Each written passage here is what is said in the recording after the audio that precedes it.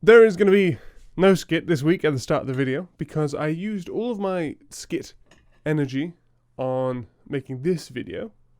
So instead, I will just say that if you end up liking this video, at the end, maybe consider subscribing.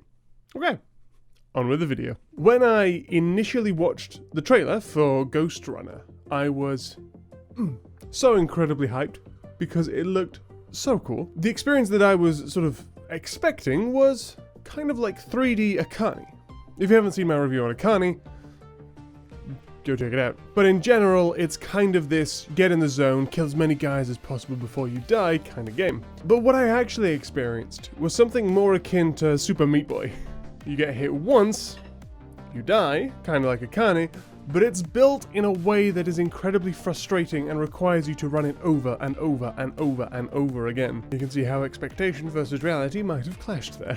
And trust me, you will die over and over again. But the difference between, say, Super Meat Boy and Ghost Runner is that in Super Meat Boy, you can see what's coming ahead of you. You can see so much on the one screen.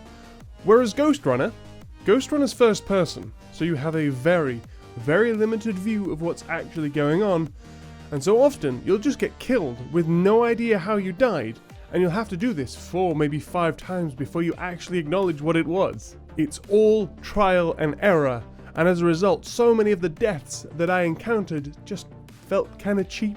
And it's like this in almost every section. You can easily end a level with somewhere between 50 and 100 deaths, and that got very frustrating. Despite this game being only 5 to 6 hours long, I had to take several breaks from playing this game because I just got so frustrated at segments. I'd like, nope, I'm done, and I'd come back to it later and try again. So most of the 5 to 6 hours that I spent playing this game and finishing it, most of those 5 to 6 hours were spent dying over and over again. If you take all of the deaths out, you're probably looking at about an hour-and-a-half journey up a decrepit cyberpunk tower. I did really want to like this game, but the expectations that I had versus what I got were just too different. I mean, who doesn't like the idea of being a cybernetically enhanced cyberpunk ninja cutting down foes and evading their attacks? And you do get some pretty cool abilities on your journey up the tower.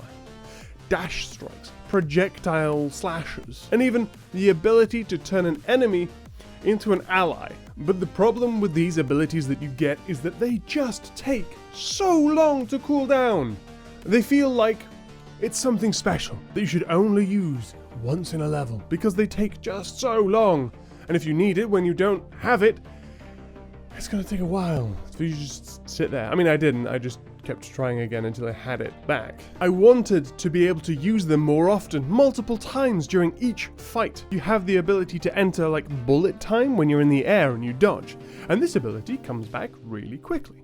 And that's what makes this game fun. The ability to use things like this often. That feeling of having these enhancements that make you superior to everyone else around you. But it takes so long to be able to use them again that they feel too precious to use all willy-nilly whenever you want. And on top of that, there's these other abilities that are found throughout the maps, and they're used even less frequently.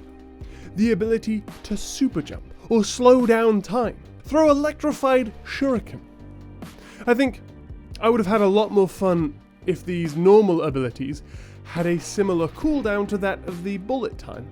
And the rare abilities that you find throughout the map, these that you can use all the time but have the longer cooldown, and for segments where you need them, just have a point where it's an instant refresh. I think making the normal abilities be able to be used more often would have solved another problem that I had with this game.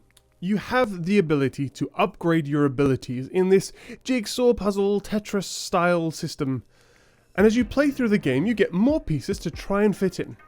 And there are pieces for every single one of your abilities, apart from those that you pick up.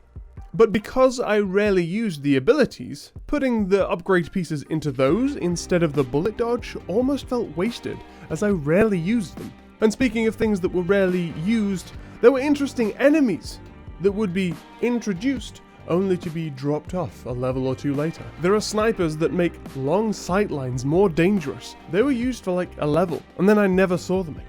and these scurry little freaking things that explode. Terrifying things that will change things up massively. I didn't want to be anywhere near those things. Ooh, the sound design, good. Ooh. But they get introduced so late into the game that they're used at the final point and then you never see them again.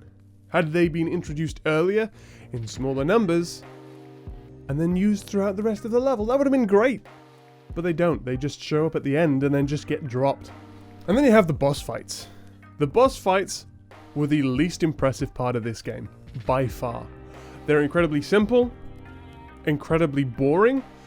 There's one where you just have to parry an increasing number of times before you can attack back. And this goes on for a long time, and you fail once, you just have to restart.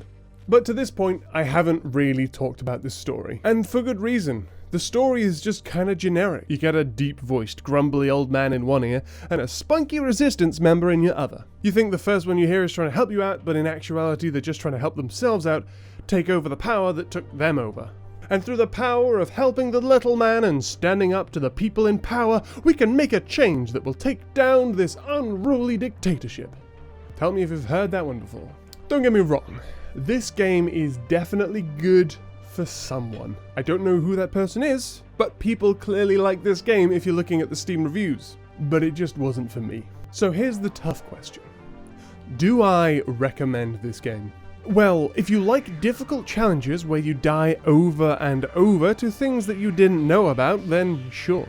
It's not that expensive and you'll probably get a kick out of it. If that doesn't sound like your cup of tea, maybe give this one a pass. But that's it for this video, and thank you so much for watching! Now, I have set a goal for myself that in a year's time we're going to be at 100,000 subscribers.